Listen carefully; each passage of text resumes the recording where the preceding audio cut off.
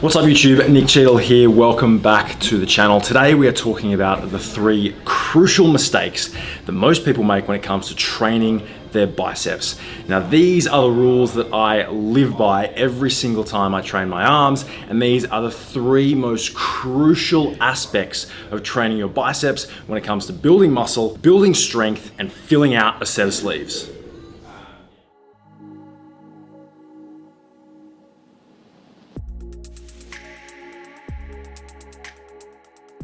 First things first, the most crucial error I see so many people make is that they lift weights that are far too heavy for them. Now I'm sure you've heard before, leave your ego at the door, and while I hate that phrase, it reigns true in this instance. And when you think about your biceps, relatively speaking, they're a very small muscle. So it stands to reason that you probably can't lift the same amount of weight with your bicep that you might be able to lift with your chest. Yet for some reason, we still see plenty of people try and swing 20, 25, 30 kilo dumbbells around when they're doing hammer or bicep curls.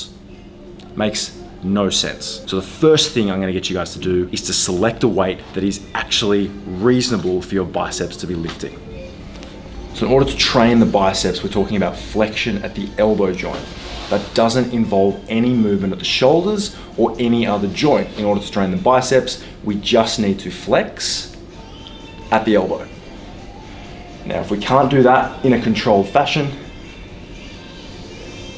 then chances are we're not training our biceps as effectively as we could be. If you're one of these blokes that has to really swing the weight up because it's so heavy, chances are we've got a lot of other things helping us get that weight up.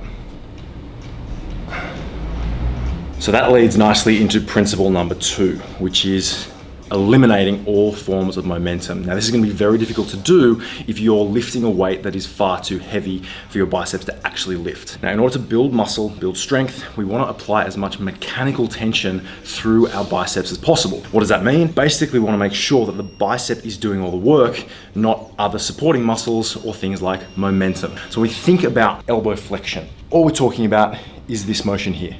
There doesn't need to be any movement at the shoulder in order for this to occur, it's just at the elbow. So by selecting an appropriate weight that our bicep can actually lift, we can make sure that we leave everything else nice and stable so that all of this force in our hand is directly translated through our bicep.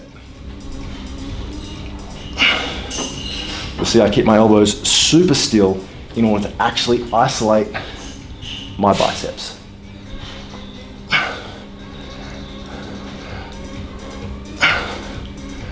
The third thing we're going to touch on is range of motion. As we've already discussed, we want to put as much mechanical tension on the bicep as possible. And in order to do that, in addition to selecting an appropriate weight, we want to work our bicep through a full range of motion, which means that we're going to a full stretch into a full contraction. Now that doesn't involve the elbow joint coming up any further than it is, because as we've already discussed, there's no need to be moving our shoulder joint in order to train our biceps. All we want to make sure that we're doing is fully extending at the elbow joint and then incorporating full flexion through the elbow joint as well.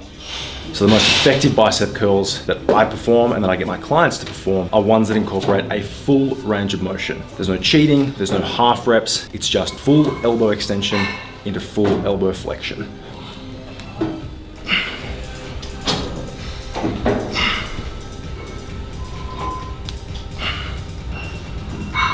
So taking it one step further, we can look at incorporating even more stress through the bicep by putting it into a position whereby it's having to work even harder due to the angle at which gravity is coming into play. So whilst we still want to be incorporating a full range of motion, there are some exercises that will help put us into a better position to place even more stress onto the muscle by incorporating that full range of motion. And the seated incline curl is one of those exercises. So you'll see as I lie back and keep my head against the bench, naturally, my arms are extended out slightly in front of me because my shoulders are preventing them from hanging straight down. This means at the bottom of the range, I'm at full stretch, whilst the bicep is also under load before working really hard to come all the way back up. Again, only incorporating flexion at the elbow. There's no forward tracking with the shoulders, and then all the way back down. Extension at the elbow into flexion at the elbow.